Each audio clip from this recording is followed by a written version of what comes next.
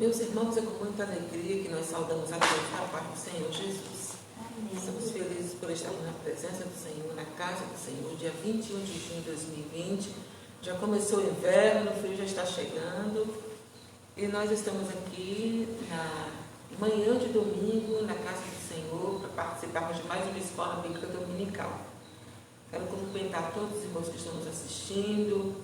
São muitos lugares: Peixe, Capim Grosso, Pintadas, Pé de Serra, Nova Fátima, Rio de Janeiro, Vaso do Poço, São Paulo e aqui todo o nosso campo de Capela do Alto Alegre. Queremos cumprimentar com um abraço fraternal os irmãos da congregação de Capelinha, Bispador, Conceição e Queimada Nova, que estão sempre ligados em nossas escolas bíblicas dominicais. Acompanhe conosco, participe conosco. Tenha aí sua revista em mãos, sua Bíblia, sua harpa cristã, aquele caderno de anotações para quem desejar, e vamos participar juntos da Escola Bíblica Dominical. Eu quero lembrar para os irmãos que nós temos duas propostas de estudo para o próximo trimestre. Nós vamos ver como é que a gente organiza esse tempo e essas propostas.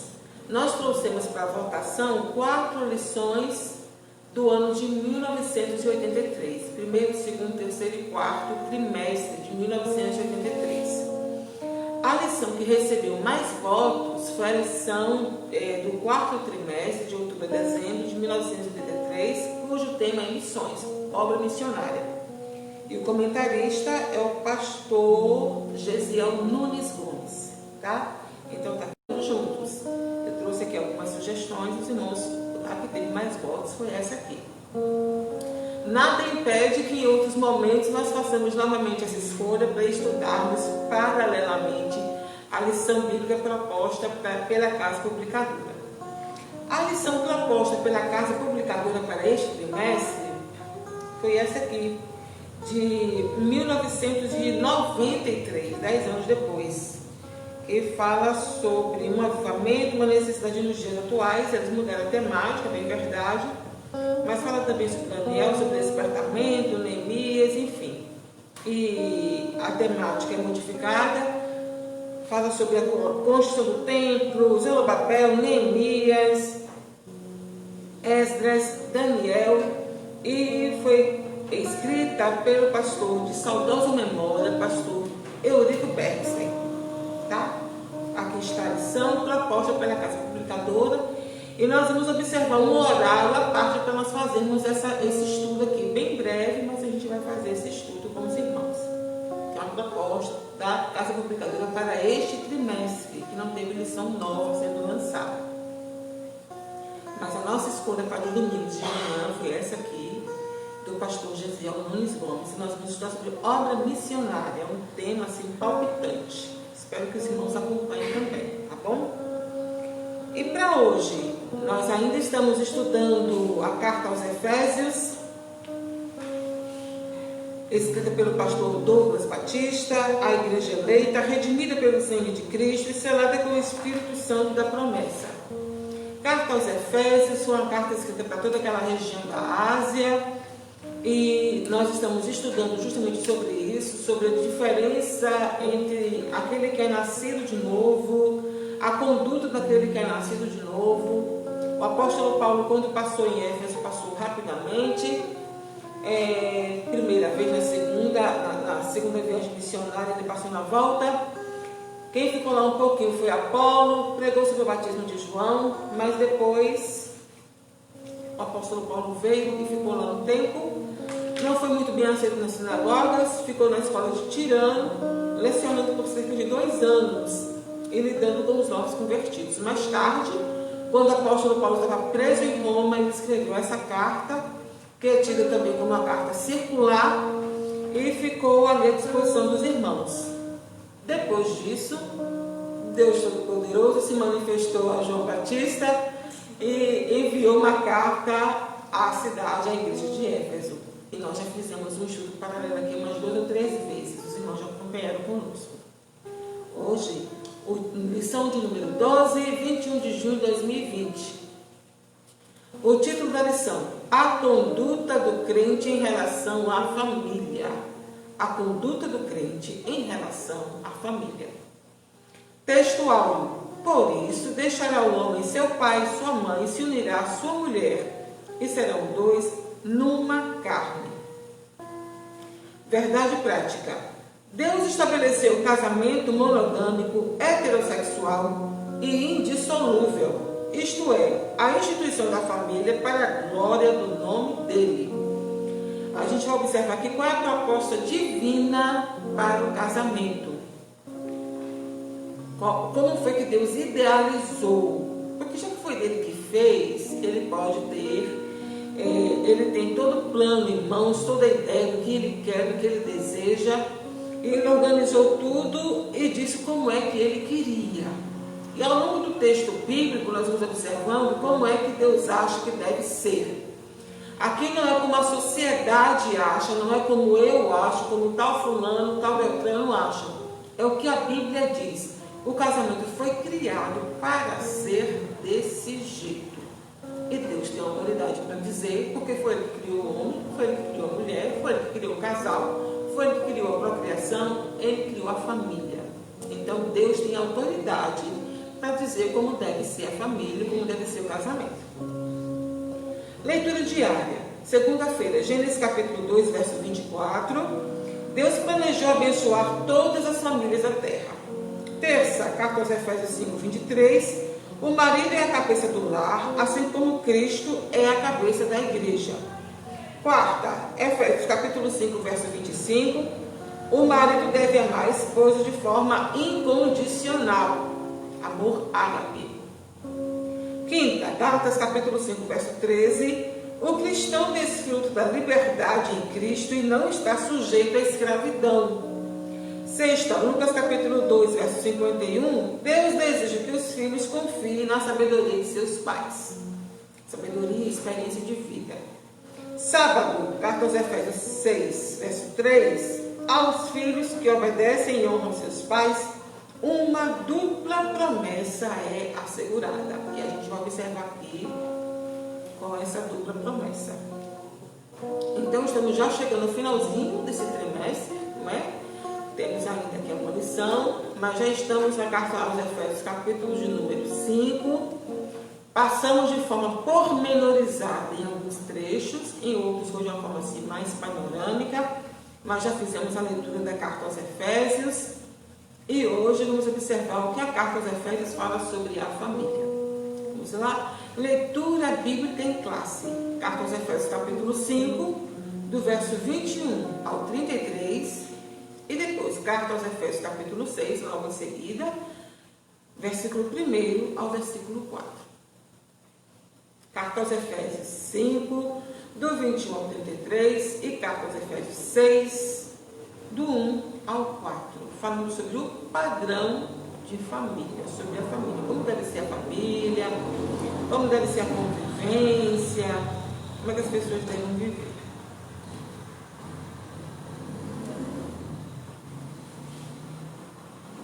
Lá, Efésios 5, sujeitando-vos uns aos outros no temor de Deus.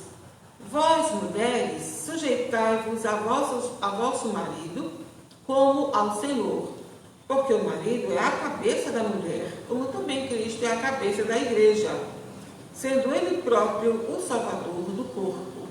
De sorte que, assim como a igreja está sujeita a Cristo, assim também as mulheres sejam em tudo sujeitas a seu marido.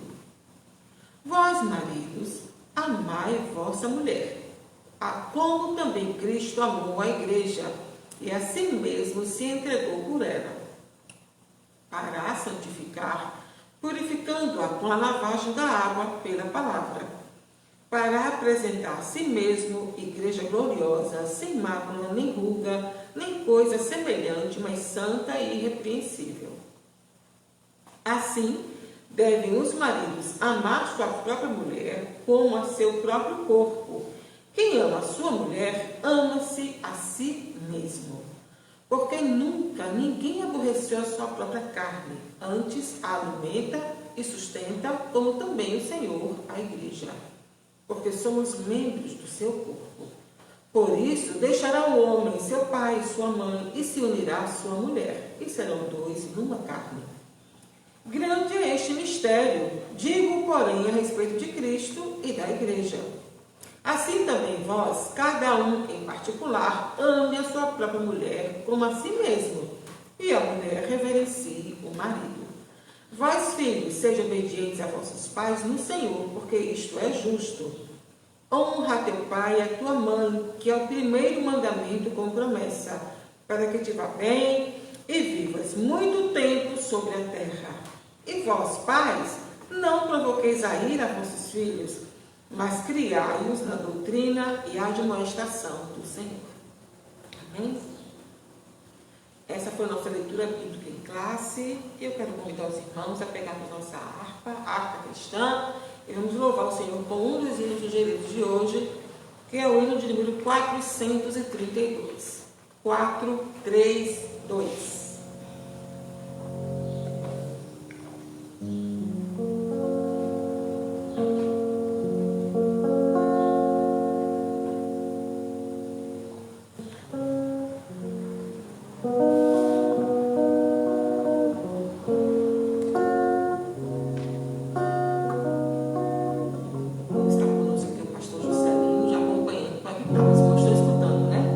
Vamos cantar, vamos louvar o Senhor.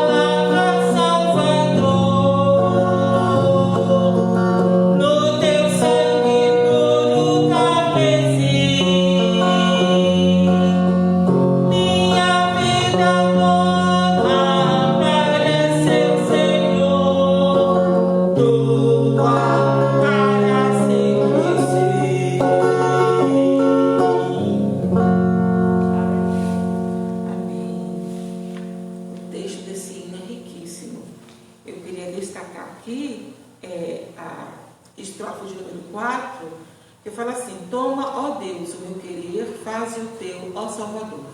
Hoje habita no meu ser, enche-me do teu fervor. É para que o Senhor tome o nosso querer e faça o querer dele em nossa vida. Nem sempre a gente está disposto a fazer esse tipo de oração.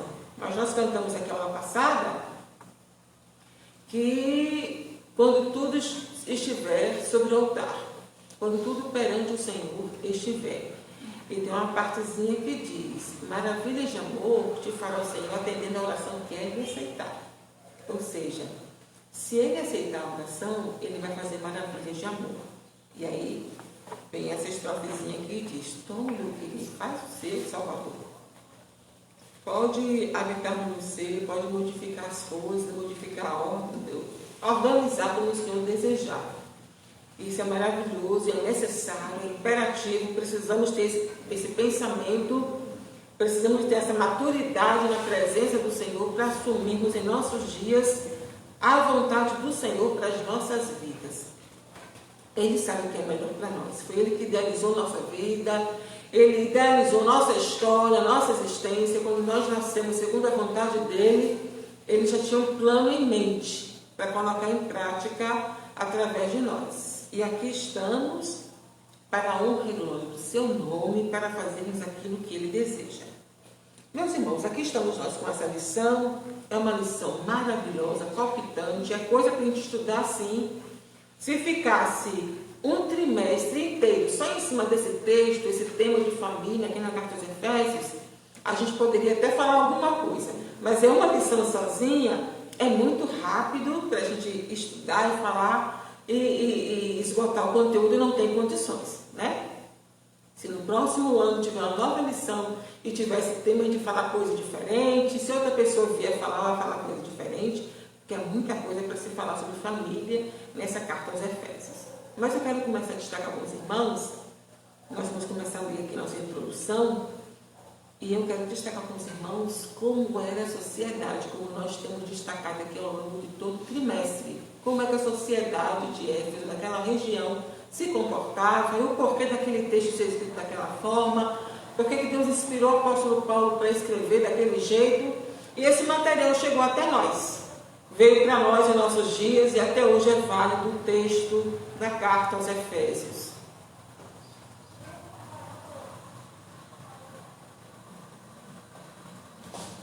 Vamos observar então o que é que diz o texto. O título é a conduta do cristão, do crente em relação à família. Como é que o crente em Jesus deve se comportar diante do tema família? Ela foi trazida para nós porque ela foi escrita para os crentes na cidade de Éfeso. Logo no iniciozinho, nós estudamos sobre as divindades da cidade de Éfeso, daquela região. Uma das divindades era Artemis, que também é conhecida como Diana, e é interessante a gente falar rapidinho sobre essa divindade, porque ela era uma divindade feminina, tinha parte do tronco coberto de seios, não é? E tanto é que o Ourives, Demétrio, o Ourives, ficou impressionado. Não, esse pessoal vai começar a ficar cristão e a gente vai morrer de fome, a gente vai perder nosso sustento, que era a deusa Diana, né? Ou a mesma Artemis. E começou a fomentar o povo contra Paulo, contra Silas, enfim. Muitos livros de magia foram queimados e as orações feitas a Diana eram orações poderosas. Havia todo aquele prenúncio, ritual de mistério com essa divindade. Ela era uma divindade muito forte naquela região. E o que é que a gente pode observar daquela cultura religiosa? Nós já observamos sobre a conduta dos deuses em relação às pessoas, que era totalmente apático, e o apóstolo Paulo veio o tempo todo oferecendo Jesus, oferecendo Deus, o amor de Deus, o sacrifício de Jesus como algo grandioso. O apóstolo Paulo vinha orando por aquele povo, e agora nós observamos o apóstolo Paulo falando sobre a conduta das pessoas. Na cidade de Éfeso, a sociedade romana tinha esse código de conduta, que monitorava, que modulava o relacionamento entre pais e filhos, relacionamento entre marido e esposa e o relacionamento entre senhores e escravos. Então, era comum, havia esses códigos de conduta. O que é que o marido pode fazer em relação à esposa, o que é que o pai pode fazer em relação ao filho. e o que é que o Senhor pode fazer em relação ao escravo. A sociedade romana tinha esse tipo de pensamento, organizava com tudo. Então o apóstolo Paulo não poderia terminar essa carta sem falar das mesmas coisas. Como é que a pessoa que se convertesse ao Evangelho deveria se comportar em relação a esses mesmos temas. Certamente não seria da mesma forma, meus irmãos, porque nós observamos o seguinte: desde a lei de Moisés até o comportamento de Jesus, a gente observa que o olhar de Deus para com as pessoas não era um olhar seletista, não era um olhar preconceituoso. Deus não tinha preconceito para com as pessoas. Ele não tinha aquela escolha nojenta, esse presta, esse daqui não presta. Observa que Jesus viu uma pobre viúva levando 2 moedinhas e falou: ela deu a maior oferta de todos aqui, porque vocês deram do que sobrou. Ela deu tudo que tinha. E se fosse um pensamento diferenciado, Jesus não teria agido dessa forma. A lei mosaica coloca a mulher em paridade, em pé de igualdade com o homem, coloca o servo em pé de igualdade com o seu senhor. As legislações daquela época falavam assim: bom, se um senhor feriu outro, feriu um escravo, então vai dar uma moedinha ali. Mas se for um escravo que feriu o senhor, vai morrer, porque era muito desse jeito, era diferente. As leis eram desiguais, a verdade é essa. Mas Deus não é desigual. Às vezes as pessoas observam que a Bíblia é machista. A Bíblia não é machista. Tá? Infelizmente é uma verdade. A Bíblia não tem como ser machista. Agora, a sociedade da época, claro que era. A gente sabe que era. Diferente. Observa quando aqueles homens levaram uma mulher para ser apedrejada. Por que não levaram um casal? Eles deixaram o homem fugir, pegaram a mulher para não morrer. E o homem não ia morrer apedrejado. Por que será? E Jesus mandou matar a mulher apedrejada? Por que será também? Ora, a Bíblia mostra Jesus conversando com uma mulher samaritana. Então Jesus não tinha esse preconceito. Como nós diríamos hoje, Jesus não tinha mimimi. Deus também não tinha mimimi. A gente observa que no tempo de Moisés, mulheres poderiam herdar uma grande propriedade, uma herança. Deus mandava as mulheres terem direito. E recentemente, no século 17 e 18, a mulher inglesa não tinha direito a herdar. Se um homem tivesse só filhas, tinha que vir algum homem primo para se casar com elas, para ter posse daquilo, porque mulher não tinha direito, gente. E a Bíblia fala, todo mundo tem direito aqui. E quando é que a humanidade pôde observar, pôde vislumbrar, homem, mulher, criança, todos em pé de igualdade? Humanamente falando, na Declaração Universal dos Direitos Humanos, isso foi em 1948, depois da Segunda Grande Guerra Mundial. Mas a Bíblia mostra isso desde o princípio. Então existe um Deus que ama o grande, o pequeno, o pobre, o rico. Bem verdade que existe pobre, existe rico. Para Deus não tem essa acepção de pessoas. Deus não faz acepção de pessoas, pelo contrário. Tá bom? Então vamos voltar a falar aqui da religiosidade. Existia essa deusa que ela era cultuada, ela era a deusa protetora dos efésios, ela era uma divindade feminina e todos os sacerdotes da Diana deveriam ser castrados. Observa aí a disparidade, né?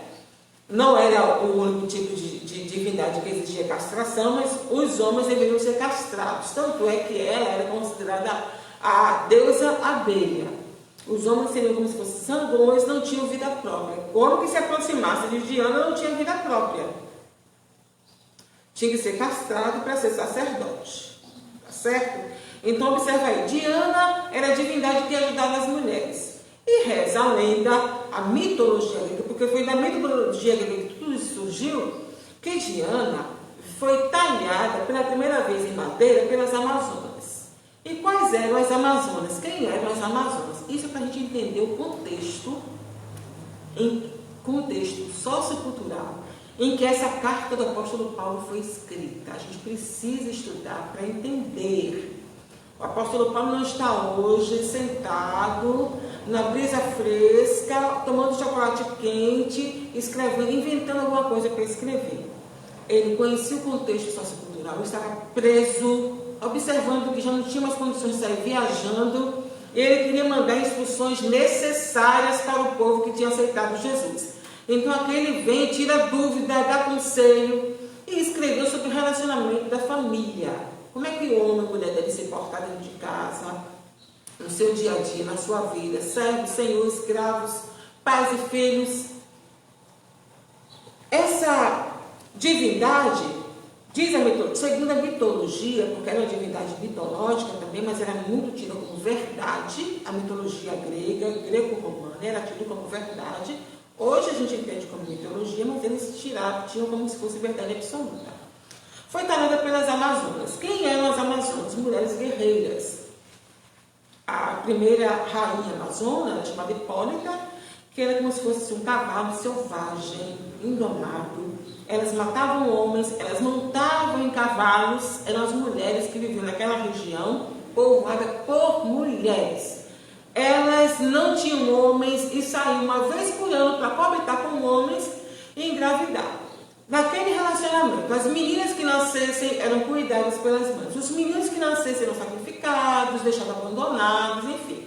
Então veja aí de onde surgiu a ideia dessa divindade, e esta era a divindade protetora da cidade de Éfeso. O apóstolo Paulo olha para essa situação, olha para tudo que Deus fez em relação ao homem, em relação à mulher, profetas o próprio livro da lei. E o que é que ele vai fazer? Vai deixar como está? Ele tem que dar alguma instrução. Ele tem que dizer alguma coisa. Sem contar que a própria sociedade era uma sociedade machista, sim. As mulheres não tinham os mesmos direitos dos homens, não é?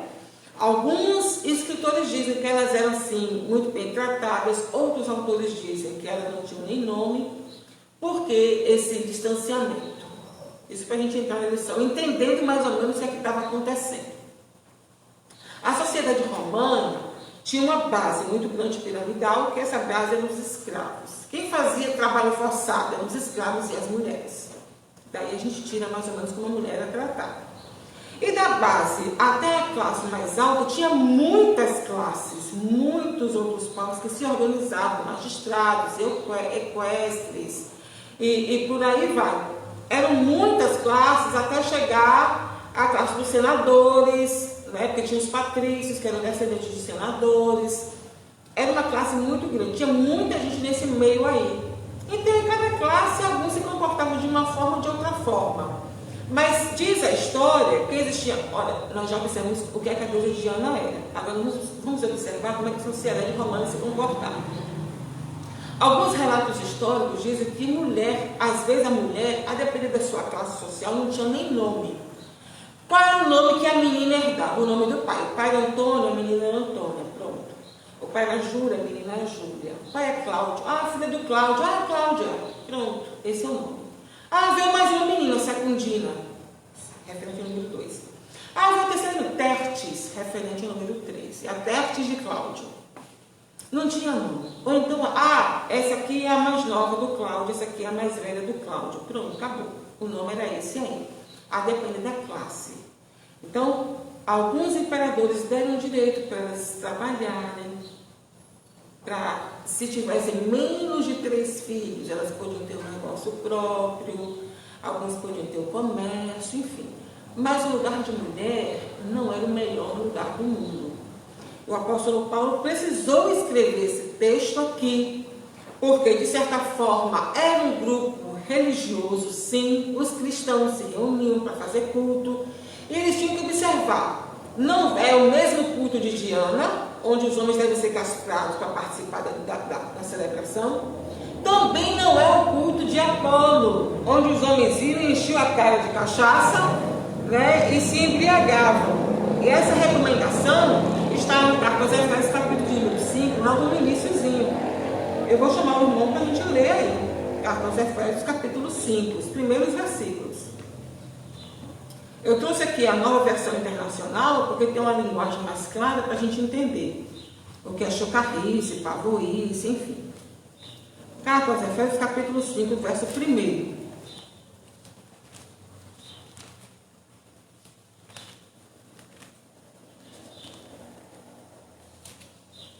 Nós vamos do 1 ao 5. sejam imitadores de Deus como filhos amados e vivam em amor, como também Cristo nos amou e se entregou por nós como oferta e sacrifício de aroma agradável a Deus. Entre vocês não deve haver nem sequer menção de imoralidade sexual, como também de nenhuma espécie de impureza e de cobiça, pois essas coisas não são próprias para os santos. Não haja obscenidade, nem conversas tolas, nem gracejos imorais, que são inconvenientes, mas ao invés disso, ações de graça, porque vocês podem estar certos disto. Nenhum imoral, ou impuro, ou ganancioso que é idólatra tem herança no reino de Cristo e de Deus. Observou? Aqui o apóstolo Paulo já passa a régua nas pessoas que fazem festas a Baco, ou Dionísio, que é o deus da orgia, o deus do vinho.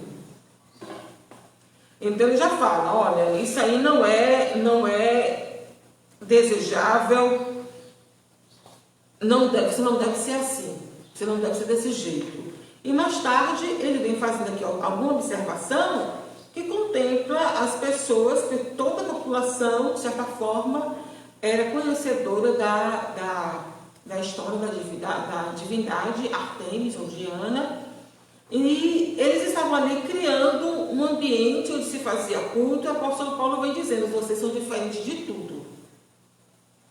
Nós já estudamos que aqueles que estão em Cristo devem viver novidades de vida. O apóstolo Paulo vem trazendo supra-sumo aqui, ó. Vocês devem viver assim, dessa forma diferenciada.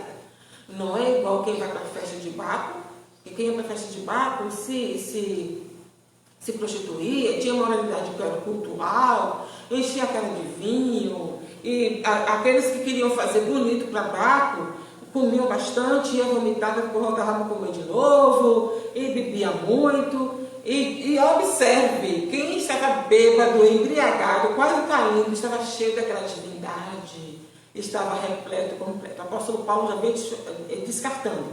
Isso aqui não serve, isso aqui também não serve. Vocês são de Cristo. Então agora que a gente é de Cristo, e agora a gente vai fazer como? Olha, o padrão de vida é esse aqui. Tá? E é o que a gente vai estudar hoje. Espero que os irmãos tenham entendido um pouco do contexto histórico, para a gente não ficar assim pensando que o apóstolo Paulo leu o último jornal, assistiu alguma coisa aqui no Brasil e resolveu escrever essa carta. Ele escreveu no tempo da deusa Diana, da divindade Baco, ou Dionísio, da sociedade greco-romana, lá na cidade de Éfeso, região da Ásia ali, várias cidadezinhas perto uma da outra. Ele escreveu naqueles dias, mas que é muito válido para nós ainda hoje. Introdução. Na Bíblia, o relacionamento familiar é um projeto divino que pressupõe um matrimônio monogâmico, heterossexual e indissolúvel. No modelo divino, os membros da família são iguais, porém, cada um desempenha papéis diferentes. Nesta lição, veremos a conduta requerida por Deus para a família cristã.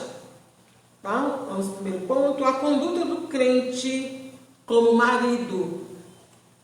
No capítulo 5, Paulo enaltece o matrimônio e o eleva ao mais alto patamar ao comparar o marido a Cristo e a esposa à igreja. Neste tópico, estudaremos a analogia referente ao marido, 1.1. O papel do marido como líder da família. Aqui o apóstolo Paulo traz muita novidade em relação a tudo que aquele povo já conhecia. Na Bíblia, a ordem de autoridade é observada do seguinte modo: Deus é a cabeça de Cristo, Cristo é a cabeça do homem e o homem é a cabeça da mulher. Desta forma aí, tá? A relação dentro do lar é explicada na frase: o marido é a cabeça da mulher, como também Cristo é a cabeça da igreja.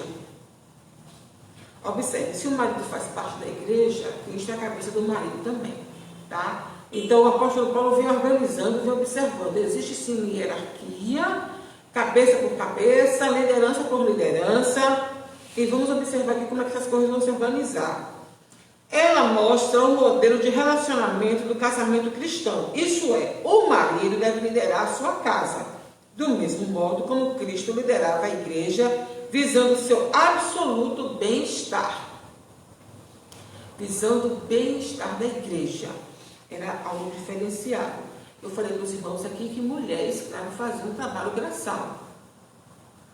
Então, homem fazendo trabalho braçal tinha que ser escravo. Do contrário, ele ficava muito à vontade, muito tranquilo, enquanto a mulher fosse fazer um trabalho pesado. Tá? O apóstolo Paulo vem dizendo, nem tanto, nem tão pouco. Nem a mulher é divindade, nem a mulher é escrava. E ele vem trazendo aqui o amor. Olha que diferente. O apóstolo Paulo fala para o homem amar. Isso aqui é muito diferente do que eles estavam acostumados a ver. Havia a afinidade, havia a afetividade, mas algo assim escrito, organizado, para que eles observassem, lessem, inserissem, não tinha. E o apóstolo Paulo traz isso. A posição que o marido deve ocupar no lar e a posição que a esposa deve ocupar no lar também. Aqui é necessário ressaltar uma questão importante. O movimento feminista com viés neomarxista considera esse modelo de família como um sistema opressor do homem contra a mulher. Observe bem. Ao contrário desse falacioso discurso, nas escrituras, o modelo cristão está fundado no amor e no respeito mútuo. Isso é verdade. Amor e respeito mútuo, cooperação, cooperativismo. Tá? O pensamento de um cooperar com o outro, um ajudar o outro, os dois juntos marcharem, é bíblico. E a família deve ser organizada dessa forma. Algumas pessoas querem que a família dê certo, mas do jeito que eles inventarem. Bora fazer assim para ver se dá certo. Então bora fazer desse jeito para ver se dá certo. E Deus já tem um modelo para dar certo. Porque os movimentos modernos, contemporâneos, exigem liderança. E exige subserviência, exige submissão, a fé e a fogo, exige sim. Se não fosse assim, não existiriam escravos em nossos dias. E existem escravos em nossos dias. Por quê? Porque as pessoas não se respeitam e não se amam. Então, porque o modelo social não dá certo, não significa que o modelo divino para a família não dê certo. Tá? Existem os opressores, existem aqueles que não querem fazer, não querem seguir. Pessoas são pessoas falíveis, passíveis de erro, mas o modelo divino não é falível, não é passível de erro. As pessoas são limitadas, mas Deus criou um padrão perfeito. Todos os padrões criados por Deus foram padrões perfeitos. O apóstolo Paulo traz esse pensamento aqui, que é um pensamento divino que vem desde o livro do Gênesis, né? Vem desde a lei. E essa novidade aqui é o amor. O mesmo amor de Deus deve ser exposto, deve ser demonstrado pelo marido em relação à sua esposa. E é um grande desafio, porque homem naquela época não estava acostumado a ter que amar ninguém. Não socialmente, eu não vou dizer biologicamente, mas socialmente, culturalmente, não tinha obrigação nenhuma. Não tinha obrigação nenhuma. Tanto é que existia, mitologicamente, as sociedades criadas por mulheres, que mulher que vai mandar, mulher que vai governar, e não vamos ter filho não, se nascer menina a gente mata, tem que criar as meninas. E esse pensamento não morreu na mitologia grega, não. É um pensamento que existe em nossos dias. Se houvesse uma sociedade assim, haveria quem, eu digo sociedade assim aqui, né, na nossa localidade, no Brasil, haveria que aderisse na maior tranquilidade. O certo é desse jeito mesmo. Mas não, o certo é a mulher ser amada. Esse é o certo, esse é o padrão bíblico. A mulher ser amada pelo seu marido. Observa aí, existe um fator aqui primordial e necessário. E é desse jeito que é para ser. Tá? O amor como elemento primordial. O marido, além de liderar, deve também amar sua esposa, assim como Cristo amou a igreja. Isso implica a prática de sacrifício, como dizem as Escrituras. Cristo amou a igreja e a si mesmo se entregou por ela. Você observou aí? O amor de Cristo para com a igreja foi altruísta e incondicional. Um amor sem esperar nada em troca. Esse deveria ser o amor do marido para com a esposa. É o que o apóstolo Paulo vem trazendo. E naquele tempo ninguém pensava dessa forma. E hoje muita gente boa tem dificuldade para pensar dessa forma. Sobre o marido amar a esposa. Lê, observa, mas depois na hora da prática, não é? No dia a dia nós vamos ver, é difícil. E nós dizemos isso em nossa sociedade porque existe aí penalidade, né? No Brasil existe uma lei específica para proteger a mulher da violência. Não era para ser dessa forma, não era para ser desse jeito, não é? Então vamos lá. Assim, a igreja foi atraída para Cristo por meio do amor e não por ameaças ou imposição autoritária. Observa o que a Bíblia está dizendo? Amor. Desse modo, os maridos devem também manter a união e a harmonia conjugal por meio do exercício do amor. O amor ficou negado aqui pelo apóstolo Paulo. E eu vou lhe ser sincero, o amor até hoje não é muito colocado nos relacionamentos. O apóstolo Paulo deu aqui um grande salto no futuro e a gente corre para observar, para ver se isso aqui vira realidade.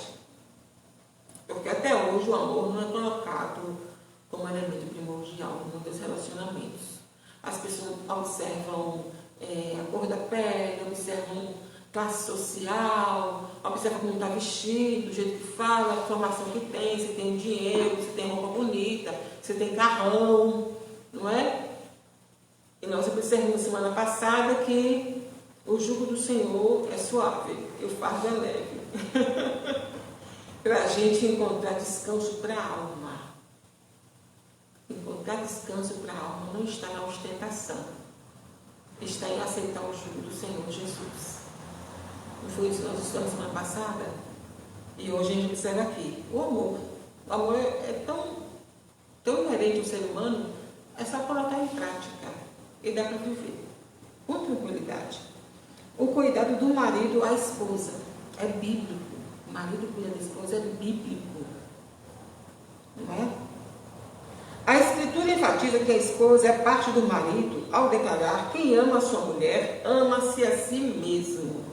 Acrescente ainda que toda pessoa mentalmente saudável cuida do próprio corpo, o que significa que o marido deve dar atenção à sua mulher do mesmo modo que atenta para consigo mesmo. Isso implica proteger a esposa e prover-lhe uma vida digna. Essas ações de cuidado não se limitam apenas às provisões materiais, mas igualmente ao afeto, à consideração e à honra, dentre outras. Tal demonstração de amor deve ser sincera, tanto em público quanto em particular, de modo permanente enquanto ambos viverem.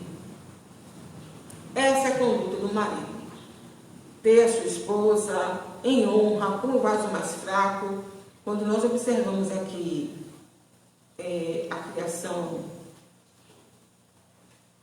do primeiro casal, Gênesis capítulo 2, verso 18, criação da mulher, há quem diga que Deus fala 2 vezes na criação da mulher, na Bíblia, né? E tem gente que questiona, cadê a outra mulher? Quem é? Acontece que no capítulo 1, Deus fala do homem, fala da mulher, e no capítulo 2 ele fala do homem e da mulher. Logo, trata-se da mesma pessoa, tá?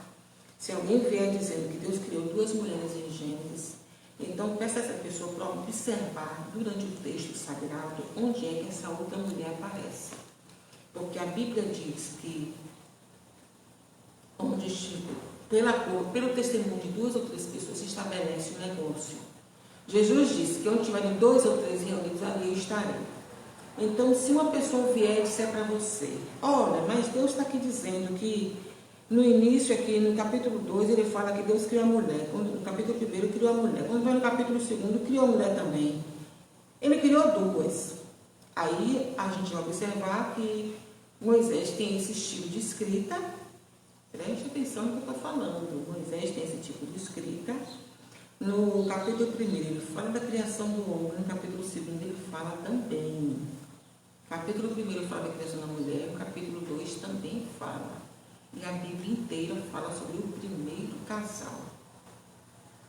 Então, onde está o testemunho de que Deus criou 2 mulheres? Se ele fala 2 vezes no homem, 2 vezes na mulher. Tá? Preste atenção, fique atento, porque texto sem contexto é pretexto para a heresia. E a gente não está aqui para isso, tá bom? Voltando à nossa aula. Gênesis capítulo 2, verso 18. E disse o Senhor Deus: não é bom que o homem esteja só. Far-lhe uma adjutora que esteja como diante dele. E aqui foi o pensamento dele para criar a mulher. Joia, adjuntura. Como é que o judeu considera esse texto em hebraico? Porque o judeu fala hebraico, entende hebraico e tem um texto em hebraico nas mãos. Como é que um dia um judeu foi interpretar esse texto de forma seguinte? Olha, não tem aqueles caminhões muito grandes, equipados, com frigobar, com cama, com ventilação, com cozinha. Não tem aqueles grandes caminhões? Tem. Vai lá e tira a bateria e espera ver se o caminhão vai funcionar com tudo aquilo. Não vai. Então, a mulher é a bateria, é a adjutora. Tem toda a estrutura.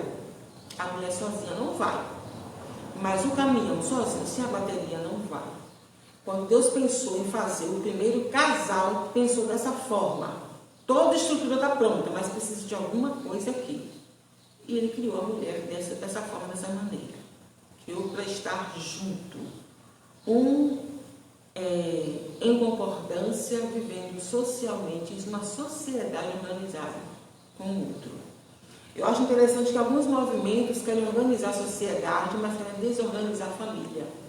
Não tem competência para organizar marido e mulher dentro de uma casa, quer ter competência e legitimidade para organizar um país inteiro. Eu acho fantástico esse pensamento, mas tudo bem. Vamos continuar aqui pensando, porque se não consegue administrar marido, mulher e os filhos em um mesmo espaço, como é que tem competência e capacidade para administrar um país inteiro, ou uma cidade, ou o mundo todo? A gente imagina assim, e vamos continuar. Eu prefiro continuar com o pensamento bíblico, que é o pensamento divino, tá? 2. A conduta do crente como esposa. Da crente como esposa. De acordo com a analogia paulina, em relação ao matrimônio, a mulher casada é comparada à igreja de Cristo. Nesse ponto, veremos a conduta requerida pela esposa cristã. O conceito de submissão cristã. As Escrituras ensinam a sujeição de uns aos outros no temor de Deus. Um sujeito ao outro, a sujeição de ambos.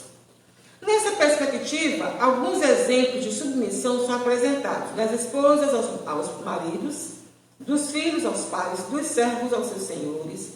E no caso da esposa, a submissão deve ser assim como a igreja está sujeita a Cristo.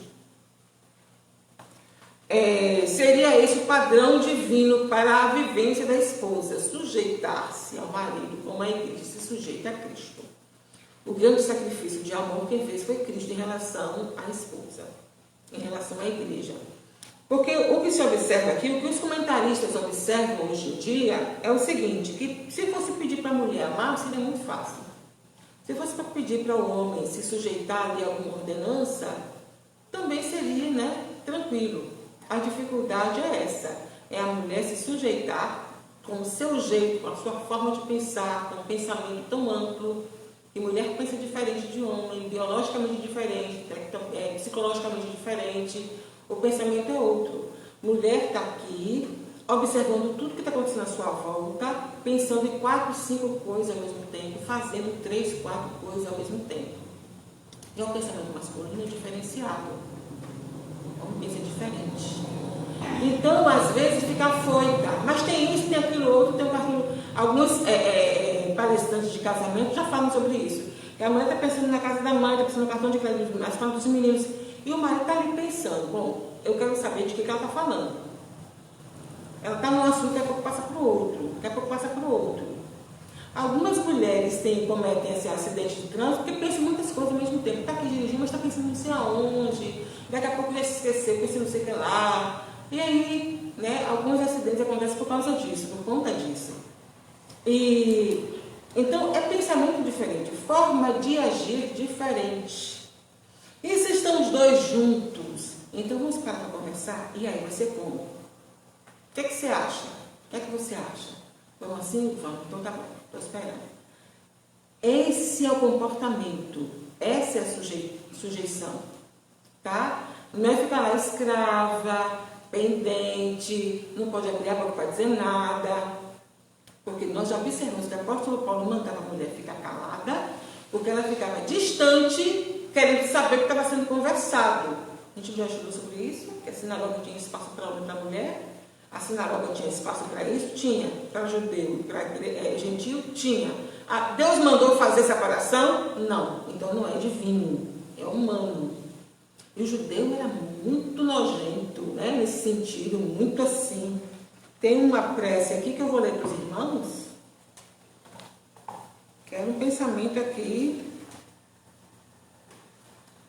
Registra-se que a ideia de que as mulheres sequer possuíam alma era divulgada em algumas culturas. Divulgada em algumas culturas, não é a Bíblia que diz. Aqui é o livro, o texto que acompanhou a lição. Aí vem com essa informação que eu achei assim, interessante. Monteiro descreve a condição social das mulheres no judaísmo nos seguintes termos. Na pirâmide social, do ponto de vista da valorização pessoal, a mulher estava junto com os escravos e as crianças. Criança também não era considerada gente. Criança veio ser considerada gente faz pouco tempo. Na sociedade judaica, a mulher não teria acesso à educação, não podendo ser instruída nos segredos da Torá. É muito mencionada a oração que o judeu ortodoxo recitava diariamente, agradecendo ao Senhor por não ter nascido nem gentil, nem escravo, nem mulher. Então, o judeu ortodoxo tinha essa mania? Tinha. Mas Deus tinha? Não tinha. O pensamento divino é diferente. A gente não pode se esquecer disso. Deus fez a mulher, fez de forma diferente e Ele organizou a estrutura para funcionar. É assim que funciona. Né? Então, se existe marido e mulher e cada um for para um lado, vai acabar a família, vai acabar o casamento, não vai viver assim. Então, observa, um respeita a diferença do outro, estuda, escolhe, pondera com critérios, com cautela, para que a coisa aconteça, senão não acontece. Em nenhuma sociedade funciona. Então, vamos adiantar. Então, o relógio, eu estou observando, viu? O conceito de submissão cristã, nós observamos que é um padrão que deve ser seguido. Já observamos que a mulher foi criada para ser adjutora, que é como se fosse a bateria daquele grande caminhão, todo arrumado, está tudo equipado, mas se tirar a bateria não vai para lugar nenhum. A mulher quer a bateria, pense dessa forma. Mulher não vai a lugar nenhum sozinha e o caminhão não vai a lugar nenhum sozinho. Tá? Nem a bateria, nem o caminhão tem vida própria. Eles só funcionam se estiverem juntos. Cada um cumprindo a sua função. É isso que a Bíblia está dizendo. A condição da mulher cristã. Na cultura judaica, a mulher ocupava posição secundária e era parte da propriedade de um homem. Podia ser tomada como escravo, podia ser tomada como pagamento de uma dívida, criança também, os filhos também. Tem um exemplo aí da viúva do profeta que foi conversar com Eliseu. Meus filhos vão ser levados como escravos. Olha o desrespeito para com o ser humano. E o ser humano como o filho e a mulher como membros da família, eu acabei de dizer, eu digo novamente, só foi reconhecido que todos eles tinham importância social na Declaração Universal dos Direitos Humanos, porque até então tinha a lei, os monarcas tinham direito, o rei tinha direito, depois surgiu o direito do homem, e era para o homem. Mas em 1948, depois da Segunda Grande Guerra, surgiram os direitos universais, a Declaração Universal dos Direitos Humanos, e no preâmbulo da lei, na introdução da lei, diz que ser humano, todos os membros da família são seres humanos, porque até então a sociedade não observava dessa forma, mas o texto bíblico observava dessa forma. Está verificando como a Bíblia sempre andou à frente do seu tempo. Nós não podemos ler o texto sagrado com os olhos preconceituosos das pessoas da sociedade daquela época. Nós temos que ler a Bíblia Sagrada pela ótica divina, de quem fez a mulher com todo respeito, criou diferente para ser tratada com diferença e para viver com o marido e os dois, um completar o outro e os dois fazerem uma sociedade. Tá? Totalmente diferenciado. foi necessário que fossem diferentes, biologicamente, esteticamente, psicologicamente, para que os dois se completassem. Então, a mulher, na cultura judaica, eu não estou dizendo na Bíblia, a cultura judaica era vista como inferioridade, as crianças eram vistas como inferioridade, as esposas eram escravizadas. Eu vou passar assim mais rápido, porque nosso tempo já está esgotando, eu trouxe algumas informações. Mas o autor diz que, ao conversar com a mulher samaritana, Cristo quebrou paradigmas da época e se opôs ao preconceito e à discriminação. Tanto que ele, para um mestre conversar com uma mulher, era impossível. Jesus conversou. Jesus curou, tocou, chamou de filha, recebeu ofertas. Não é? O tratamento de Jesus era diferenciado. As crianças, os discípulos não queriam que as crianças se aproximassem de Jesus. Não, deixa elas virem a mim. O reino dos céus é dela. E os discípulos não queriam. Observou aí o pensamento dos discípulos da sociedade da época? A mulher cristã desfruta de plena liberdade em Cristo e não está sujeita a nenhum sistema de escravidão. A mulher cristã. A reverência devida ao marido. O amor do marido para com a esposa deve ser altruísta. Esse amor serve ao propósito divino de capacitar a esposa a ser recíproca ao marido. O homem que assim se porta coopera para que a esposa o reverencie. Essa reverência consiste em estima e respeito para com o marido. Denota o sentimento que conduz a esposa a agir de modo a agradar o marido. Não é reverência de prestar culto ao marido, tá? Observa aí. Essa postura é demonstrada quando ela o apoia e o ajuda em sua tarefa de liderar. Significa que a esposa participa das decisões da família, porém não procede como opositora nem desautoriza a autoridade de seu marido, senão não atua em cooperação, senão o cooperativismo familiar não existe. Tá? A ponto do crente como filho não era tido como criança, não era tido como gente, só quando tinha idade para tanto, não é? E a depender da sua classe social, continuava sem ser gente. Se fosse escravo, se fosse pobre, se fosse plebeu, se fosse de uma classe mais baixa, não era tão considerado assim.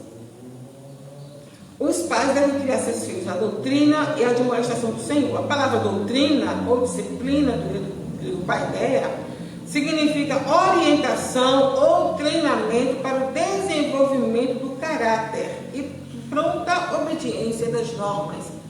Desenvolvimento do caráter, coisa tão rara em nossos dias. Não é? Já a palavra admoestação, do grego notesia, quer dizer instrução ou advertência que faculta a distinção entre o mal e o bem.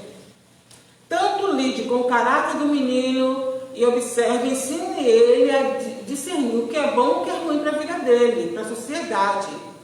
É aquilo que a gente fala de boa educação, tão raro, tão difícil de se encontrar. Hoje as crianças nascem e os pais esperam que elas deem as ordens.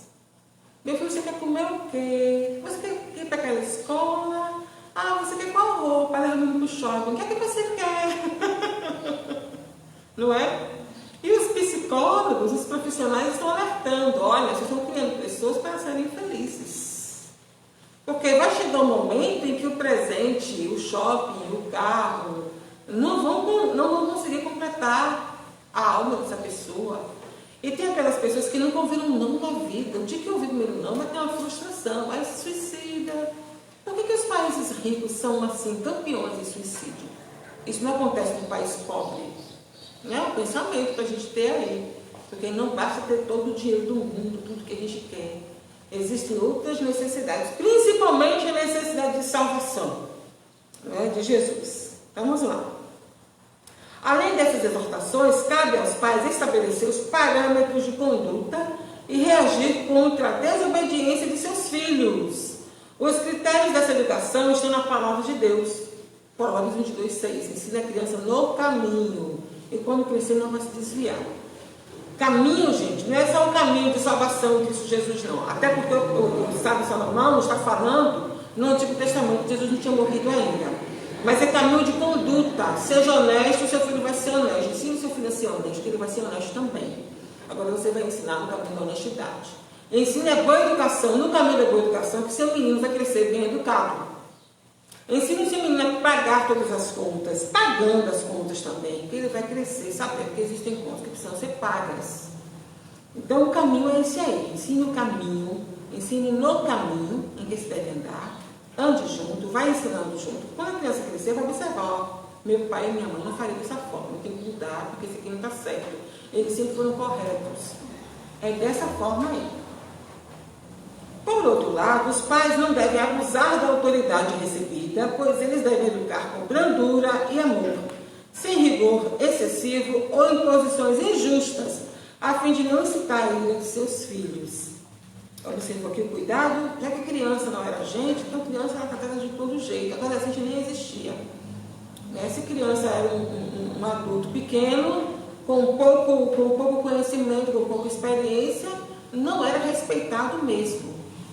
O apóstolo vem dizendo, olha, não é para incitar ele não, é para pirraçar. Você hoje, estamos no ano 2020, você conhece algum adulto que pirraça a criança? Que faz a criança chorar? Que maltrata? Você conhece adulto que faz os pataçurros nos meninos? Que está ali junto da criança pequena e perturba a criança pequena. Se a criança pequena, falo de novo, se uma criancinha tentar responder, ou eu for grossa, responde, tá falando assim comigo, eu sou pessoa de idade, tem que me respeitar. Conhece alguém assim? Já viu alguém assim que lhe desrespeitou e queria ser respeitado como criança? Observe, o apóstolo Paulo, lá naqueles dias, estava falando que não era para ser dessa forma, não era para fazer desse jeito. 2. Conduta requerida dos filhos. O dever dos filhos é apresentado de forma objetiva pelo apóstolo. Vós, filhos, sejam obedientes a vossos pais. A explicação para essa postura é categórica, porque isto é justo, é o certo, e ela segue a ordem natural divinamente estabelecida por Deus, pois Deus deseja que os filhos confiem na sabedoria de seus pais. Para ratificar esse ensino, o apóstolo cita o 5º mandamento, honra teu pai e tua mãe. Está em Êxodo, capítulo 20, verso 2. Vamos aqui, nos 10 mandamentos, porque a gente vê muitos filhos desobediendo os pais, obedecendo os pais, maltratando. Êxodo, capítulo 20, verso 12. O que diz? Honra teu pai e a tua mãe, para que se prolonguem os teus dias na terra, que o Senhor teu Deus te dá. Para que se prolonguem os teus dias na terra, que o Senhor teu Deus te dá. Honrar pai e mãe. O apóstolo Paulo fala, é o primeiro mandamento com promessa. Se você honrar seu pai e sua mãe, você vai ter dias prolongados, tá? Assim, os filhos devem obedecer e honrar seus pais. Logo, obedecer significa cumprir o que é ordenado. E honrar é mais que obedecer.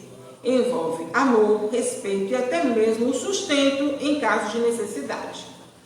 Portanto, a obediência é devida enquanto os filhos viverem sob a tutela dos pais, e a honra é um dever para a vida toda. Observe que a nossa legislação, a Constituição Federal, que foi criada em 1988, algumas pessoas não eram nascidas, mas outras acompanharam pela televisão, foi promulgada em 5 de outubro de 1988, eu assisti na televisão, eu vi acontecendo, tudo aquilo ali acontecendo, participei dessa história de longe, pela TV, mas eu acompanhei. E ela traz os direitos fundamentais. Direitos fundamentais. Era para todo mundo, baseado nos direitos humanos. Era um pensamento que vinha surgindo em todos os lugares. A Constituição diz o seguinte, que os pais são responsáveis pelos filhos, principalmente se eles forem menores, pequenos. E traz também que os filhos são responsáveis pelos pais na velhice. Aí, eu vou te perguntar, você conhece algum velho abandonado pelos filhos? Velho que só recebe visita dos netos quando recebe o pagamento, vai lá, fica até pegar o dinheiro, alguns pegam escondido. Você conhece alguém assim? E o velho fica lá sozinho a vida toda? Mas aí, na época de pagamento, aí o neto vai junto, pensa, avó, me dá o dinheiro. Já viu alguém assim? Eu já vi várias pessoas assim. Idosos que ficam abandonados o mês inteiro, mas na época do pagamento, chega o neto, chega o filho, e aí mãe, e aí pai, né? E aí se aproximam, pegam dinheiro, enrolam os velhos e deixam eles lá sem companhia. A Constituição Federal fala sobre isso. A Constituição foi feita em 88. E o texto aqui, na Carta aos Efésios, foi feito naquela época. Antes disso, os 10 mandamentos, no tempo de Moisés, foi honra teu pai e tua mãe, tá? É para ter cuidado deles. E é um mandamento com promessa. Aos filhos que obedecem e honram seus pais, uma promessa dupla lhes é assegurada, para que te vá bem e vivas muito tempo sobre a terra. São 2 promessas. Quer viver bem? Quer que seus dias se prolonguem? Honra pai e mãe. Essas bênçãos incluem prosperidade exterior e vida longa. Embora as dádivas espirituais sejam implícitas, a ênfase recai sobre os benefícios materiais.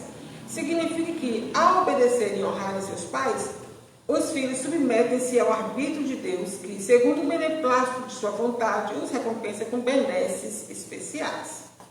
E aí nós temos aqui a conclusão. No modelo divino, todos os membros da família cumprem deveres específicos. O marido tem o dever de liderar e amar sua esposa, a esposa o dever de submeter-se e respeitar a liderança de seu marido. Aos pais, o dever de educar seus filhos segundo as Escrituras. Aos filhos, o dever de obedecer e honrar seus pais. Assim, o amor, o respeito mútuo e a prosperidade fazem parte da família que se porta conforme Deus planejou. Eu vou deixar aqui um versículo que nós já lemos uma vez, e quero ler de novo com os irmãos. Está em Gálatas, capítulo 3, verso 28. Anote aí na sua revista, na sua Bíblia. Gálatas, capítulo 3, verso 28. E se sois de Cristo, então sois descendência de Abraão. Perdão.